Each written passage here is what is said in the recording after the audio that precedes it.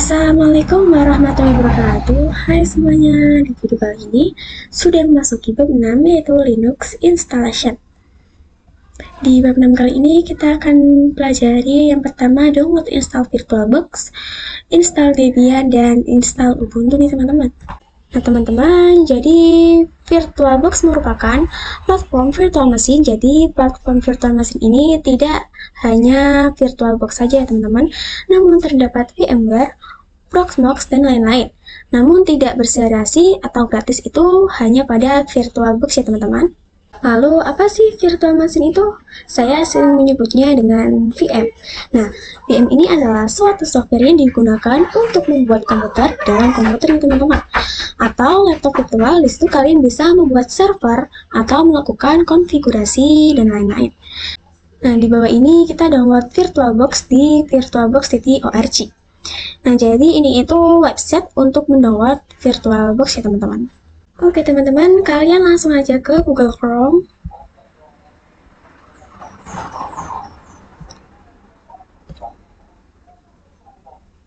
Nah, oke teman-teman, di sini kalian bisa cari download VirtualBox.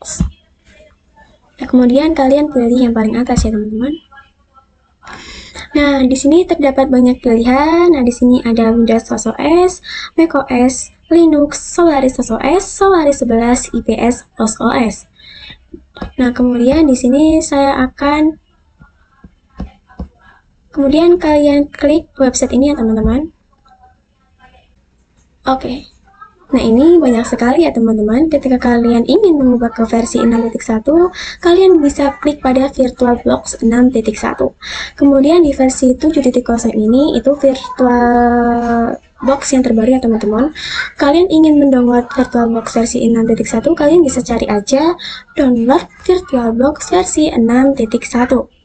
Nah, ketika teman-teman menggunakan Windows, kalian bisa klik Windows ini, atau kalian menggunakan Mac OS, atau menggunakan Linux, Solaris OS, Solaris 11, IPS OS, kalian bisa mengekliknya. Nah, oke, karena saya menggunakan Windows, jadi saya klik di Windows ini.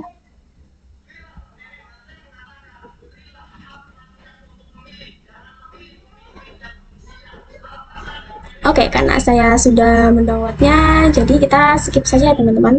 Selanjutnya kita akan menginstal Debian dan install Ubuntu.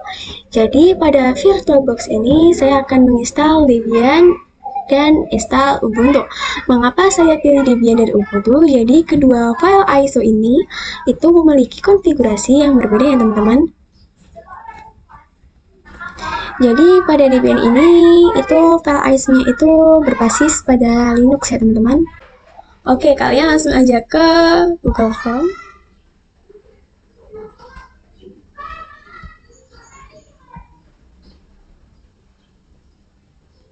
Nah, kemudian kalian ketik download Debian server ya teman-teman. Kemudian kalian klik yang website ini, downloading Debian CD atau DVD image via HTTP atau FTP. Nah, kemudian kalian pilih DVD, kalian pilih yang AMD 64. Nah, kita ke bawah ya teman-teman. Nah, kalian bisa melakukan pilihan, yaitu saya akan memilih Debian 12.6.0 DVD IC ya teman-teman, kita klik aja. Nah, jadi ini proses mendownloadnya. Karena saya sudah mendownload, jadi saya skip aja ya teman-teman. Teman-teman, kalian langsung aja buka VirtualBox. Nah, bahwa sebelumnya kita kan pernah belajar cara untuk menginstal Ubuntu dan cara mengcloningnya. Nah, sekarang kita akan menggunakan Debian ya teman-teman. Kalian klik New. Di sini saya akan menamai Debian server. Oke, ini mesin foldernya bisa kalian sesuaikan ya teman-teman. Nah, ini type-nya itu Linux, versinya Debian 64-bit. Nah, di tipe dan version ini itu kalau kalian menggunakan Ubuntu, jadi bisa menyesuaikan ya teman-teman. Nah, kemudian kalian klik next aja. Nah, di sini kalian bisa mengatur size-nya terserah kalian ya teman-teman. Oke, kemudian kita next aja. Nah, kemudian ini harddisk-nya. Saya akan menggunakan create a virtual harddisk now. Kemudian klik create. Oke, di sini harddisk file type. Di sini saya akan memilih VDI. Nah, ini kan ada VHD, PMDK. Saya akan memilih VDI, VirtualBox Disk Image. Kemudian kita next. Nah, ini kita nextin aja ya teman-teman. Kita next aja. Jadi ini sudah ada ya teman-teman Debian servernya. Nah, di sini kita belum memasukkan file ISO. Teman-teman bisa klik kanan pada Debian servernya, kemudian pilih settings. Dan di sini kalian pilih storage, pilih empty. Kemudian kita memasukkan file yang tadi kita download ya teman-teman, file Debian. Kemudian kita klik OK. Oke, kemudian kita akan klik start. Oke, di sini kalian pilih grafika install teman-teman, kemudian enter. Oke teman-teman, di sini kalian disuruh pilih bahasa. Di sini saya akan menggunakan bahasa Indonesia karena ini memudahkan konfigurasinya. Kemudian kalian continue. Nah, di sini kita pilih lokasinya. Nah, saya pilih lokasi Indonesia ya teman-teman. Kemudian kita lanjutkan.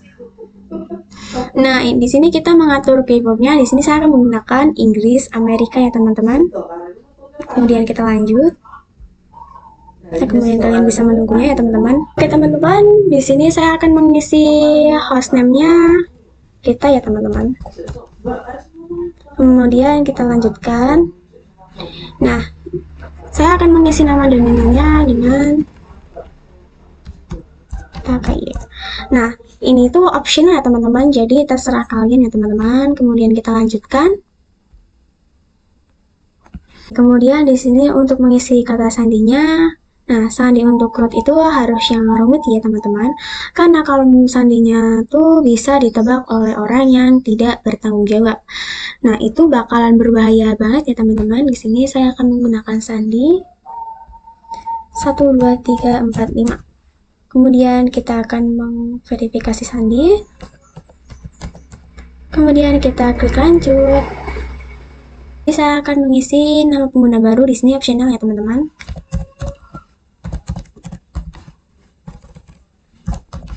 Kemudian kita lanjut aja. Kemudian kita lanjut aja ya teman-teman. Nah, di sini kita memasukin sandi itu. Kemudian kita verifikasi sandi. Kemudian kita klik lanjut ya teman-teman. Oh iya, di sini kalian optional ya teman-teman. Jadi terserah kalian. Oke, di sini terdapat pengaturan waktu ya teman-teman. Nah, di sini ada WIB, WITA, dan WIT. Dan saya akan menggunakan WIB karena saya posisinya di Jawa Tengah ya teman-teman. Kemudian kita klik lanjut. Oke, di sini terdapat 4 harddisk ya teman-teman. Karena saya baru belajar, jadi saya akan menggunakan seluruh harddisk. Kemudian kita lanjut aja. Oke, kita lanjut aja ya teman-teman. Nah, di sini kita lanjut aja ya teman-teman.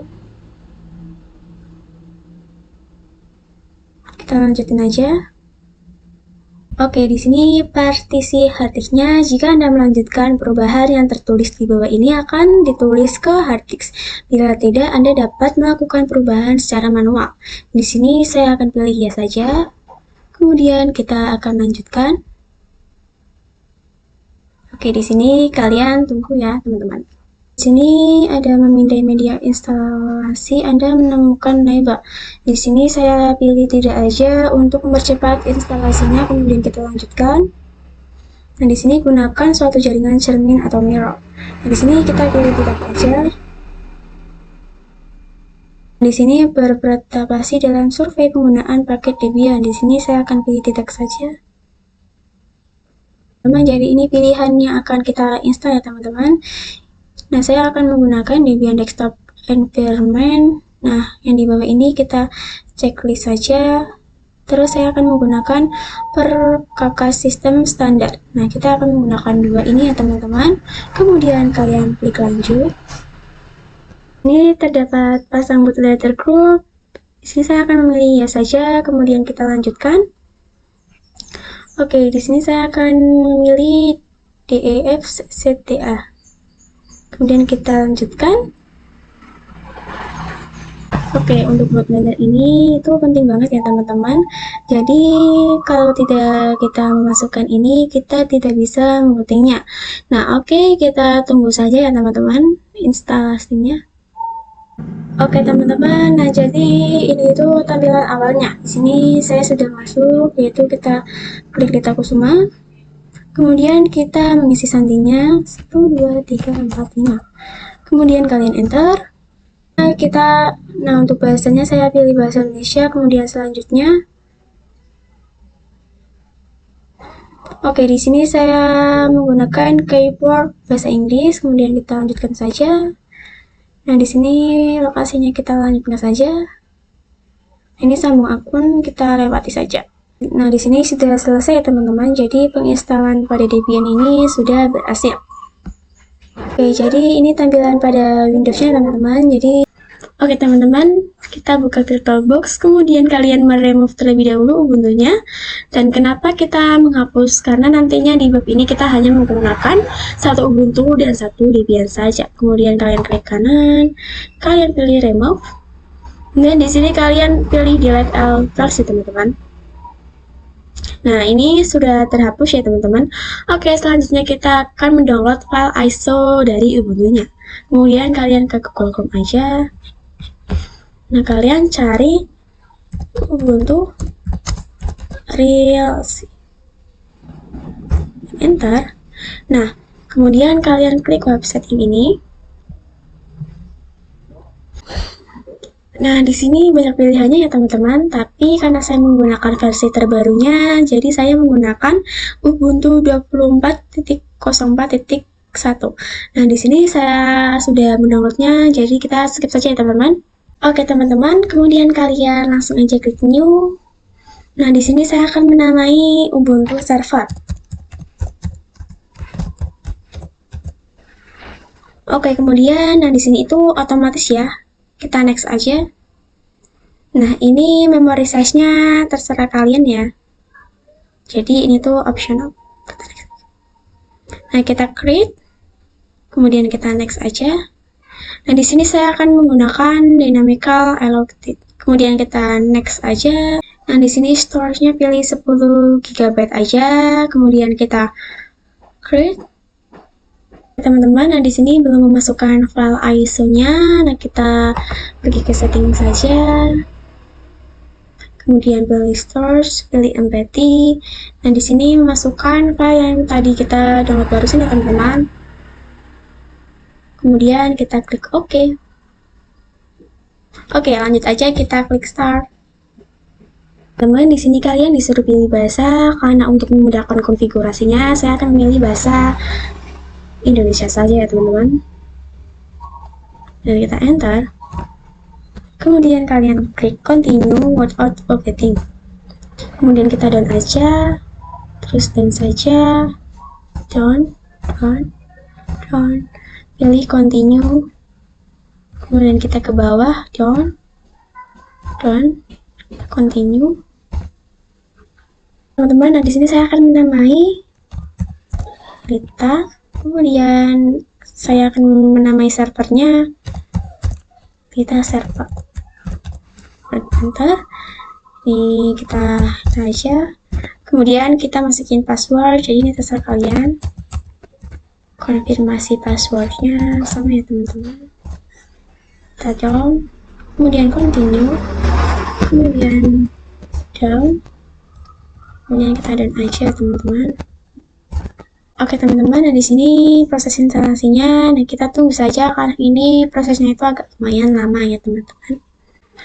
Kemudian kalau teman-teman mendapatkan valid atau tulisan merah seperti ini, kalian enter aja ya teman-teman.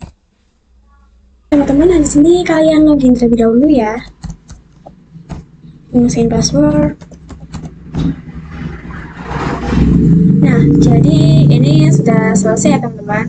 Jadi proses instalasinya sudah berhasil. Dan dari video ini mohon maaf apabila ada salah kata. Assalamualaikum warahmatullahi wabarakatuh. Bye.